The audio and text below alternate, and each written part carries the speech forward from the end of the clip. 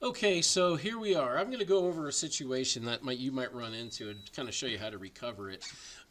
This is something that actually happened to me a lot when I first started out years ago. I had built a small studio next to my house, and I had a problem with a breaker on there that kept flipping off. It was a bad breaker, and once I fixed it, that solved the problem. But nonetheless, I had lost power to my studio multiple times during several shoots with it. And what I would have to do back then would be disable each of my motor drivers and then run the system back to its location and then resume. But the problem is if you're using something like a third-party system like Kessler, a Motomo, Axibo, Noxon, Edelkrone, if that happens, it's going to lose position of where it is. And I'll show you what I mean.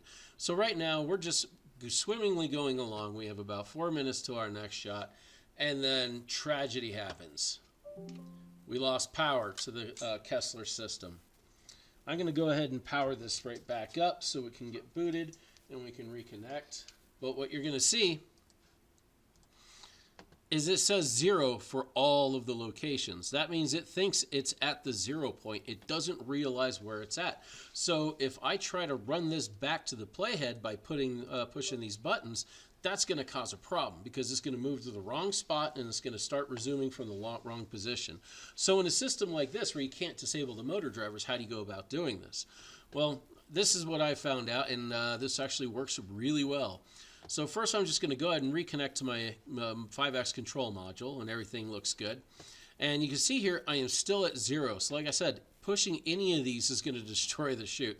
At that point, I would have to reverse back. Now, one way I can possibly avoid this is by establishing that 0 point with my system.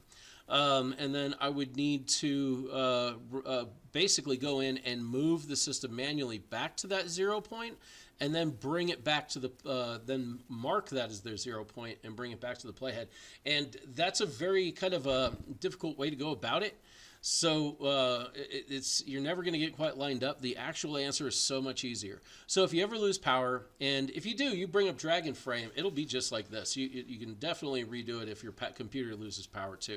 In fact, I've recovered many times from issues with Dragonframe, Unreal Engine, and all the rest. That's actually a good part of what this work is catastrophe management, especially the longer you pull your shoots. So what we're going to do is we're going to fix this. We're going to go into here, and I'm going to go to Set to Move Position, and that's going to set the current position of the camera as this position where it's supposed to be. And you can see there. And then we're going to do that to this one, and do that to this one, do that to this one, and do that to this one. And now everything is right back where it expects to be. Oops, wait, hold on. Even then I messed it up. First, you're going to have to make sure you're in the right frame. But I still haven't moved, so I know that frame 37 is the right place. So I'm going to go ahead and remove the position and move the position. What this does is this consolidates it and tells it the current position of the motor is the right correct place of where it's supposed to be.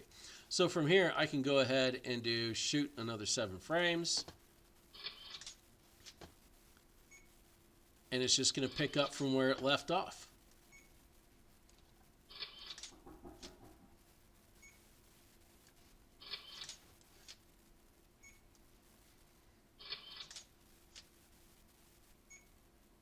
I don't know why that frame's a little bit brighter.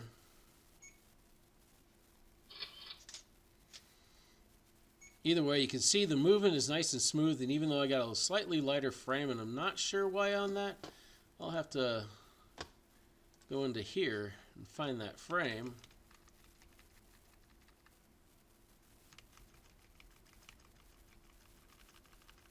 Okay, apparently that has something to do with how it's capturing, because I probably don't have...